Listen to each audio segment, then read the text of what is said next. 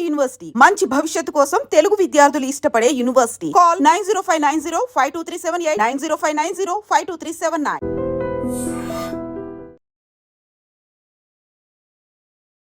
నమస్కారం అండి, నా పేరు బాబిగాడు.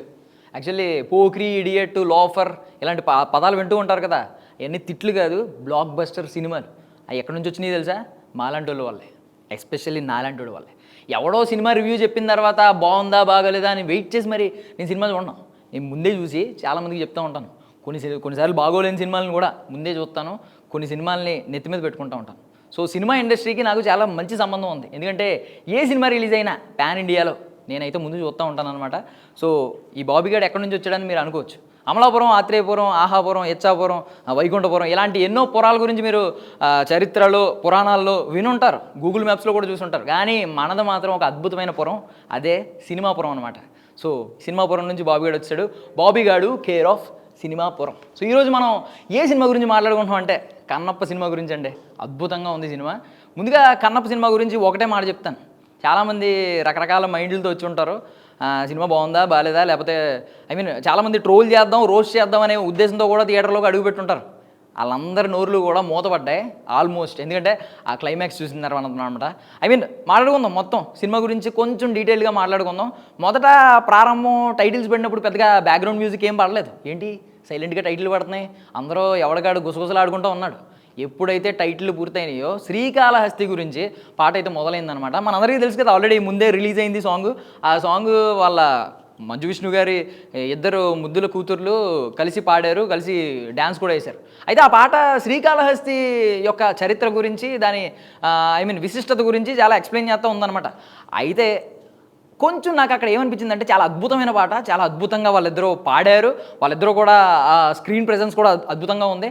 అయితే కొంచెం గ్రాఫికల్గా అక్కడ శ్రీ గురించి చెప్పినప్పుడు, శ్రీ అంటే మనకి సాలిపురుగు అనమాట, సాలిపురుగు గురించి చెప్పినప్పుడు సాలిపురుగు, లేదంటే కాల అంటే మనకి నాగుపాము గురించి చెప్పినప్పుడు నాగుపాము, లేదు హస్త అంటే మనకి ఏనుగు గురించి చెప్పినప్పుడు ఏనుగు. ఈ గ్రాఫికల్గా కొంచెం చూపించి ఉంటే కొంచెం ఆ శ్రీకాళహస్తి విశిష్టత ఇంకాస్త అర్థమయ్యేది అని నాకు అనిపించింది అనమాట. బట్ లిరికల్గా అయితే చాలా అద్భుతంగా ఉంది. బట్ అందరికీ అది అర్థం అవుతుందా లేదా అనేది కొంచెం ఆలోచించాలి. బట్ ఫ్లేవర్ అయితే మాత్రం చాలా అద్భుతంగా ఉందండి. తర్వాత ఫస్ట్ హాఫ్ అంతా ఇంకా తెలుసు కదా, తెన్నడో మనకి ఫస్ట్ నుంచి మంచు విష్ణు గారి గురించి చాలామంది అభిప్రాయం ఏంటంటే ఈయన తిన్నగా ఉండడు అని చెప్పి. అంటే చాలా కాంట్రవర్సీలు, చాలా రోస్టింగ్లు, చాలా ట్రోలింగ్స్ ఎదుర్కొన్నారు. బట్ ఇప్పుడు ఆయన తిన్నడు అనమాట.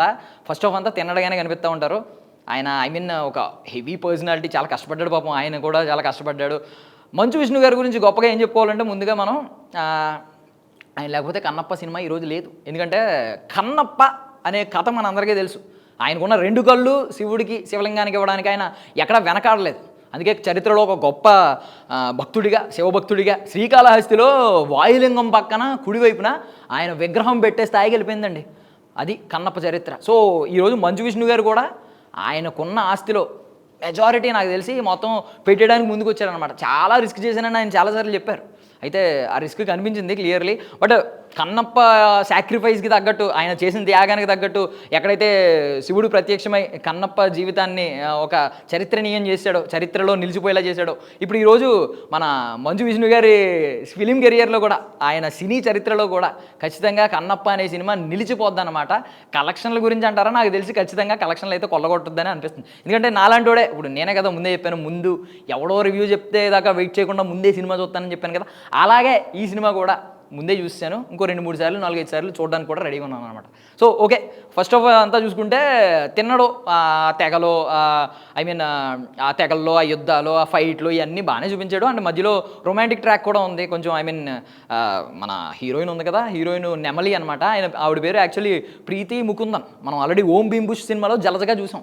అయితే అప్పుడు ఏం పెద్ద రిజిస్టర్ అవ్వలేదు, కానీ ఈ సినిమాలో మాత్రం అంటే ఎంతటి వీరుడైనా భార్య ముందు తలంచుతాలి. భార్యతో యుద్ధానికి దిగాడు అనుకోండి ఓడిపోతాడు.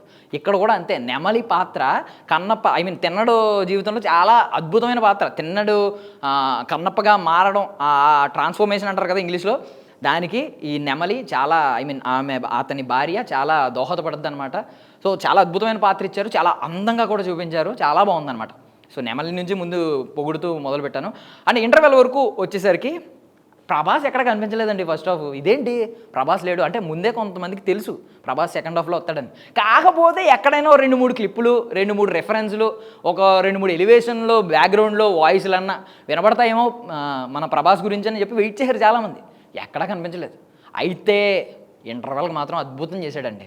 ఇంటర్వెల్ ఇలా ఎత్తాడని చెప్పి ఎవడో అనుకోలేదు. మనకి మంచు విష్ణు గారు ఏం చెప్పారు, ఈ కథ ఏంటంటే ఒక నాస్తికుడు, తిన్నడు అనే నాస్తికుడు భక్త కన్నప్పగా ఎలా మారాడు అనేది చూపిస్తామన్నారు. బట్ ఇక్కడ ఆయన చేసిన మోసం ఏంటంటే ఒక నాస్తికుడు ఎందుకు నాస్తికుడు అయ్యాడు అండ్ అతని గత జన్మ తాలూకా ఆనవాళ్ళు కూడా ఇందులో వదిలేరండి. అంటే ఈ కలియుగంలో కన్నప్ప అలియాస్ తిన్నడుని ద్వాపర యుగంలో ఎవరు అనేది కూడా చూపించారనమాట. ఇది చాలామందికి తెలిసిన విషయమే, బట్ నేనైతే రివీల్ చేయట్లేదు ఎందుకంటే తెలియని వాళ్ళు కూడా చాలామంది ఉంటారు. దూర్జటి రాసిన కన్నప్ప కథలో ఇదైతే ఉంది. ద్వాపర యుగంలో మహాభారతంలో ఎవరు ఈ క్యారెక్టర్, కన్నప్ప క్యారెక్టర్, కన్నప్ప గత జన్మ ఆనవాళ్ళ గురించి ఒక ఆయన రాశాడు.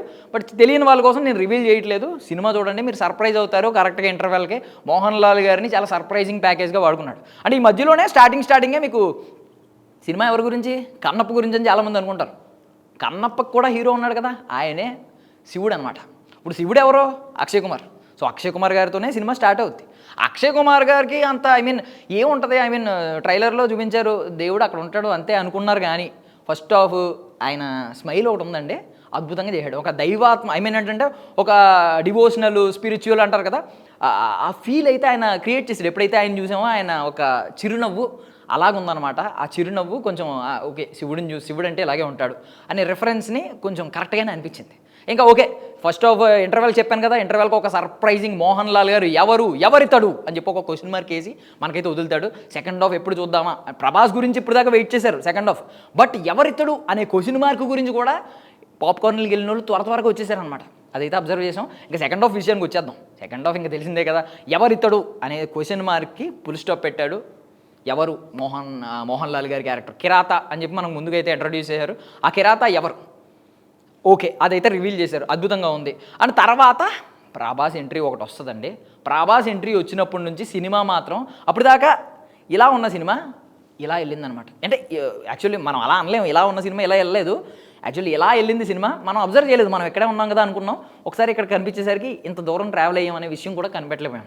చాలామంది ఏమన్నారంటే రివ్యూలు చెప్పేవాళ్ళు, చాలామంది మాట్లాడేవాళ్ళు ఏమన్నారంటే సెకండ్ హాఫ్ ప్రభాస్ వచ్చే వరకు ఆ బోరబ్బా లేగబ్బా అని మాట్లాడిన వాళ్ళు కూడా ఉన్నారు. మీకు ఒక ఉదాహరణ చెప్తాను. మనం ఇప్పుడు హైదరాబాద్ నుంచి శ్రీకాళహస్తి బయలుదేరామనుకోండి, హైదరాబాద్ సిటీ అంతా దాటి వరకు ఏముంటాయి మనకి, ఆ బిల్డింగ్లు, మెట్రో రోడ్లు, ఫ్లైఓవర్లు ఇవే కనిపిస్తాయి. ఎక్కడన్నా మీకు డివోషనల్ మూడ్ వస్తుందా? రాదు. ఎప్పుడైతే మనం ఆ శ్రీకాళహస్తి పరిసరాల్లోకి వెళ్ళామో ఆ చుట్టుపక్కల, అప్పుడు మనలో తెలియకుండా స్పిరిచువాలిటీ, ఆ డివోషనల్ మూడ్ వచ్చేస్తుంది. ఇప్పుడు కూడా అదే జరిగిందనమాట. మనం అక్కడ దాకా వెళ్ళుకోవాలంటే ముందు ఇవన్నీ దాటాలి కదా, ఆ దాటడమే ఫస్ట్ హాఫ్.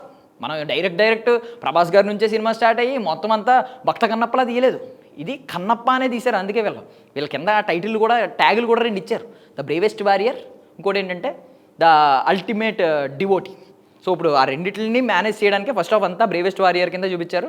ఇందులో మనకి మంచు విష్ణు గారు ఎంతవరకు సక్సెస్ అయ్యారు అంటే నటుడిగా మేబీ ఆ టైంలో పెద్ద మార్కులు కొట్టలేదు. కానీ న్యూజిలాండ్ గురించి చాలామంది ట్రోల్ చేశారు కదా, మన ఇండియాలో లొకేషన్లు లేవా, ఇక్కడ చేసుకోని దానికి అక్కడ దాకా ఎందుకు వెళ్ళారని చాలామంది అన్నారు. అయితే వాళ్ళందరి నోర్లు మూతపడ్డాయండి. ఎందుకంటే ఒక కొత్త ప్రపంచాన్ని, నిజంగానే చరిత్రలో ఇలా ఉండేదేమో, ఆ కొండ ప్రాంతాలు, అటవీ ప్రాంతాలు ఇలా ఉండేయేమో అన్నట్టుగా చూపించారనమాట. ప్రాంతాలన్నీ అద్భుతంగా ఉన్నాయి. నిజంగా న్యూజిలాండ్ కాకుండా ఏ ఇండియాలోనో సెట్టేసో లేదంటే ఏ అడవుల్లోనో తీసుంటే అంత ఫీల్ వచ్చేది కాదేమో అనేది నా అభిప్రాయం. మరి న్యూజిలాండ్ విషయంలో అయితే సక్సెస్ అయ్యారనే నాకు అనిపించింది. అండ్ మోహన్ లాల్ అక్షయ్ కుమార్ గారు గురించి ఎలాగో చెప్పుకున్నాం. ఆయన స్టార్టింగే శివుడితో స్టార్ట్ అయింది కాబట్టి సినిమా. తర్వాత మోహన్ బాబు గారి ఎంట్రీ అయితే మొదటి భాగంలోనే ఇంటర్వెల్ లోపే ముందే ఫస్ట్ హాఫ్లోనే కనిపించింది. మోహన్ బాబు గారికి సరైన పాత్ర అనమాట. మహాదేవ శాస్త్రి అంటే ఏంటంటే ఒక ఎప్పుడైతే అహంకారం ఎక్కువైపోయిందో అంధకారం కూడా వచ్చేస్తుందని చెప్పడానికి ఒక ఉదాహరణ అనమాట. ఆయన ఏమనుకున్నాడంటే నాకంటే పెద్ద భక్తుడు ఉండరు అని అనుకుంటాడు. బట్ ఆయనకు కూడా ఎండింగ్లో సినిమా క్లైమాక్స్లో కొంచెం కనువిప్పు కలిగించారనమాట ఈ సినిమాలో. కరెక్ట్ మోహన్ బాబు గారికి కరెక్ట్ అయిన పాత్ర అండి. ఫస్ట్ హాఫ్ అంతా చూసిన తర్వాత ఇంకా సెకండ్ హాఫ్కి వెళ్ళిన తర్వాత సెకండ్ హాఫ్ ప్రభాస్ గారి ఎంట్రీ. ప్రభాస్ గారు ఇచ్చింది తక్కువ రోజులే అని చెప్పి అందరికీ తెలుసు. అంటే సినిమా ఇంటర్వ్యూలు కావచ్చు, ఈ ప్రెస్ మీట్లు కావచ్చు, ఫాలో అయిన వాళ్ళకి అర్థమైంది. కానీ ఆ తక్కువ సమయాన్ని కూడా చాలా అద్భుతంగా వాడుకున్నారండి. అద్భుతంగా వాడుకున్నారు. ఇక్కడ డైరెక్టర్ గారికి మంచు విష్ణు గారికి క్రెడిట్ అంతా ఇవ్వాలి. ఎందుకంటే ఉన్న కొంచెం సమయంలో ఆ కటౌట్కి ఏ 4-3 ఒక ఫైట్ సీన్ పెట్టేసి క్యామియో కింద ఎండ్ చేసేయచ్చు, కానీ అది వాడలేదు. ఎందుకంటే ప్రభాస్ అనే వ్యక్తి ఈ సినిమాకి ఒక ఎసెన్స్ అయిపోవాలి, ఒక కీలకం అయిపోవాలి. అంటే ఇప్పుడు కష్టపడి ఒక గదిలో ఎవడో బంధించబడి చుట్టూ తలుపులు ఉన్నాయి, చుట్టూ తలుపులకి తాళాలు ఉన్నాయి, కానీ తాళం చెవి లేదు.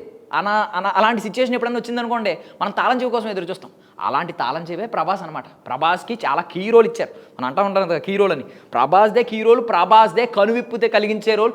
కన్నప్ప ఒక తిన్నడు కన్నప్పగా మారడానికి ప్రభాస్ ఉండాల్సిందే. ప్రభాస్ లేకపోతే అలాంటి రోల్ అది.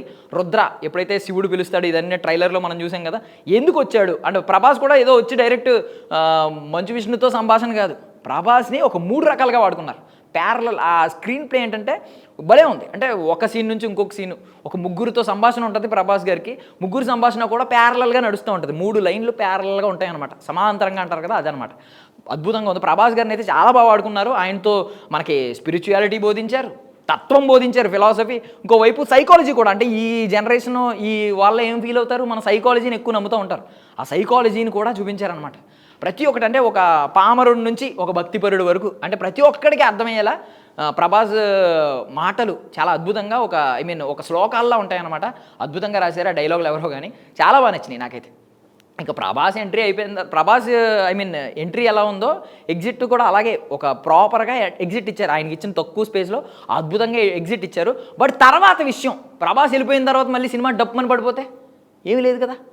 ఆ బాధ్యతని మన మంచు విష్ణు గారు భుజాన్ని వేసుకున్నారనమాట. ఎక్కడ దించలేదండి, ఇంకా పైకి లేపారు. మేబీ ప్రభాస్ గారి కంటే నాకు తెలిసి మంచు విష్ణు గారు ఒక ఇంచు ఎక్కువ హైట్ ఉంటారేమో. నిజంగానే ఒక ఇంచు సినిమాని ఎత్తు లేపారనమాట. ప్రభాస్ ఎంట్రీ తర్వాత కూడా అందరూ క్లైమాక్స్ గురించి ఇప్పటికీ మాట్లాడుకుంటున్నారు. క్లైమాక్స్లో ఆయన కళ్ళు పీకే సీను, ఆ శివలింగానికి పెట్టే సీను జీవించేశాడండి. మంచు విష్ణు గారి మీద నటనాపరంగా ఎప్పుడూ కూడా ఇంత అద్భుతమైన రివ్యూలు, ఇంత అద్భుతమైన ప్రశంసలు నేనైతే నా జీవితంలో చూడలేదు. ఇప్పుడైతే మాత్రం ప్రతి ఒక్కరు బయటకు వచ్చిన తర్వాత అబ్బా మంచు విష్ణు ఏం చేశాడు అబ్బా అని అంటున్నారు. ఒక నటుడిగా ఆయనకు ఒక ప్రత్యేకమైన గుర్తింపు తెచ్చుకున్నాడు. అండ్ నాకు తెలిసి కమర్షియల్గా కూడా చాలా గొప్ప సక్సెస్సే కొడతాడు. వీళ్ళందరూ ఉన్నారు కాబట్టి అని అనుకుంటున్నాను. వీళ్ళందరూ ఎంత ఉన్నా చాలామంది అభిప్రాయం ఏంటంటే ప్రభాస్ గారిని, మోహన్ లాల్ గారిని, శరత్ కుమార్ గారిని, మోహన్ బాబు గారిని, లేదు అక్షయ్ కుమార్ గారిని, వీళ్ళందరినీ వాడుకుని ప్యాన్ ఇండియాలో హిట్ కొట్టడానికి మంచు విష్ణు ట్రై చేశాడు అని అనుకున్నారు. బట్ వీళ్ళందరూ ఉన్నా కూడా మొత్తం సినిమా బాధ్యతని, సినిమా భారాన్ని భుజాన్ని వేసుకున్నది మంచు విష్ణు గారు అని నాకైతే అర్థమైందనమాట. అద్భుతంగా ఉంది సినిమా. మీరు ఏమాత్రం డౌట్ పెట్టుకోకలేదు. ముందు ఎంత తిట్టుకోండి, ఫస్ట్ హాఫ్లో మీ మైండ్ ఎలాగైనా ఉండొచ్చు. క్లైమాక్స్కి బయటకు వచ్చిన తర్వాత మాత్రం రాసి పెట్టుకోండి, మంచు విష్ణు గారిని తిట్టేవాళ్ళు కానీ, మంచు విష్ణు గారి గురించి నెగిటివ్గా మాట్లాడేవాళ్ళు కానీ ఉండరు. బట్ చాలామంది ఇది మిక్స్డ్ స్పందన, ఒకటి మిశ్రమ స్పందన ఒకటి ఉంది. ఏంటంటే ఫస్ట్ హాఫ్ అంతా భరించాలి, సెకండ్ హాఫే సినిమా అని చాలామంది మాట్లాడుతున్నారు. మనం ఇక్కడే హైదరాబాద్లో ఉండి ఒక సిటీలో ఉండి డైరెక్ట్గా శ్రీకాళహస్తికి వెళ్ళిపోలేం కదా, అని అక్కడ ప్రత్యక్షం అవ్వలేం కదా. వాళ్ళకి చెప్తున్నాను, ఇక్కడ నుంచి బయలుదేరాలంటే ముందు ఇవన్నీ దాటి వెళ్ళాలి. ఈ రోడ్లు అన్నీ దాటితేనే మనకి అటవీ ప్రాంతం, తర్వాత ఆ డివోషనల్ మూడు, ఆ స్పిరిచువాలిటీ అన్నీ వస్తాయి. అదే తీసుకెళ్లారనమాట. చాలా అద్భుతంగా తీశాడు. ప్రొడక్షన్ వైజ్ ఒక ప్రొడ్యూసర్గా ఒక సినిమాని ఎలా చూపించాలి ఆ స్క్రీన్ ప్లే వైజ్గా మంచు విష్ణు గారిని ఈ రోజు నుంచి నేను మాస్టర్ మైండ్ కేటగిరీలో పడేయాలని అనుకుంటున్నానండి. అద్భుతంగా అనిపించాడు. ఒక అభిమానిగా, ఒక సినిమా ప్రేమికుడిగా, నేనైతే అభిమానిగా అంటే సినిమా అభిమానిగా, సినిమా ప్రేమికుడిగా చెప్తున్నాను. మంచు విష్ణు గారు అయితే మాత్రం ఒక మాస్టర్ మైండ్. సినిమాని కథని ఎలా చూపించాలి, తెలిసిన కథనే ఇంత అద్భుతంగా చూపించారంటే ఇంకా ఫిక్షనల్ కథ అయితే ఇంకా అద్భుతంగా చూపించేవారేమో అని అనిపించింది.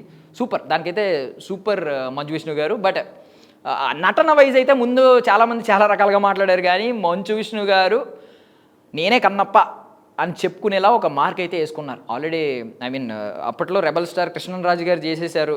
ఇప్పుడు ఏంటి నువ్వు అంతకంటే తోపా అనుకునే వాళ్ళు కూడా ఉన్నారు, మంచు విష్ణు గారిని అన్న వాళ్ళు కూడా ఉన్నారు. అయితే ఆయన లాస్ట్లో ఆయన యాక్టింగ్ మాత్రం అద్భుతంగా చేశాడండి. సినిమా అయితే నా మాట ఏనండి, ఖచ్చితంగా మీరు 200-300 టికెట్ వేసుకోండి.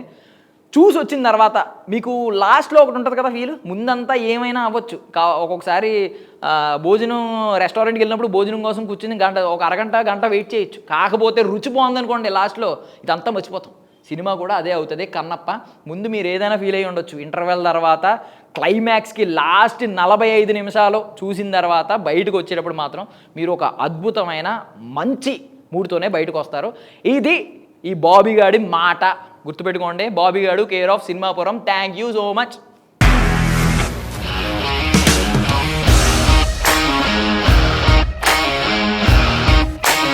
ఇండస్ట్రీలో కమిట్మెంట్ ఇష్యూస్ వస్తే నీకు కూడా వచ్చినట్టు మార్నింగ్ తీసుకెళ్ళాలంటే కొట్టి పడేస్తారు.